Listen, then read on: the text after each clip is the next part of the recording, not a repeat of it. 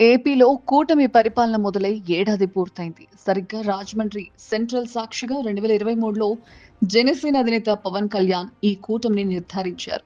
ఇక పవన్ తాను చెప్పినట్లుగానే ఎన్డీఏ పెద్దలతో మాట్లాడి 2024 ఏపీ ఎన్నికల్లో బీజేపీ, జనసేన, టీడీపీ కలిసి పోటీ చేసేలా చేశారు.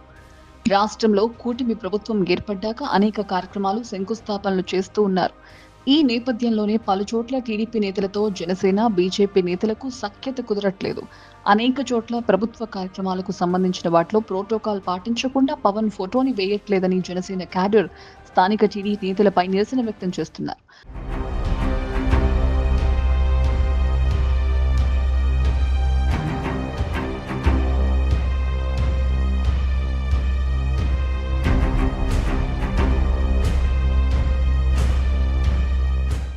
వాస్తవానికి ఎన్డీఏ కూటమికి కేంద్ర స్థాయిలో ప్రధాని మోదీ పెద్ద దిక్కైతే ఇక రాష్ట్ర స్థాయిలో సీఎం చంద్రబాబే అని చెప్పొచ్చు.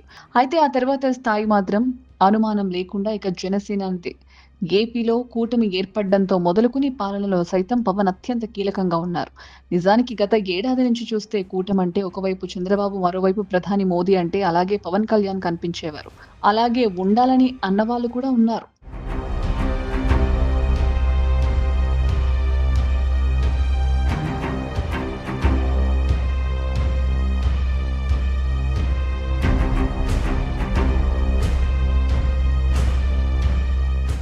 అయితే ఇటీవల మోదీ, బాబుతో పాటుగా లోకేష్ ఫోటోలను కూడా ప్రభుత్వ కార్యక్రమాల్లో వేస్తున్నారు. దీంతో ఏపీ బీజేపీ, జనసేనలో నిరసన సెగలు మొదలయ్యాయి. బీజేపీ తరపున దగ్గుబాటి పురంధేశ్వరి, జనసేన నుండి పవన్, టీడీపీ నుండి చంద్రబాబు ఫోటోలు మాత్రమే ఉండాలని రాజకీయ విశ్లేషకులు అంటున్నారు.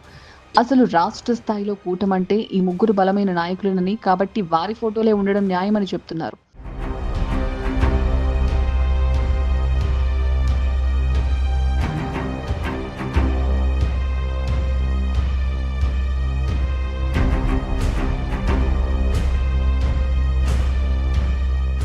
అయితే లోకేష్ తొందరలోనే టీడీపీకి వర్కింగ్ ప్రెసిడెంట్ కాబోతున్నారని, కాబట్టి ఆయన బొమ్మ ఉండాల్సిందే అన్న లాజిక్ మరోవైపు ఉంది. అంతేకాదు బాబుకు ఒకవైపు పవన్ ఉంటే మరోవైపు లోకేష్ ఫోటో లేకపోతే పొలిటికల్ బ్యాలెన్స్ సరితూగదని తెలుగు తమ్ముళ్లంటున్నారు.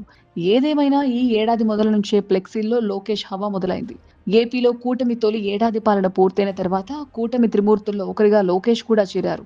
మరి రానున్న కాలంలో ఎటువంటి ఇబ్బందులు లేకుండా కూటమిని త్రిమూర్తులు ఎలా ముందుకు తీసుకెళ్తారో చూడాలి.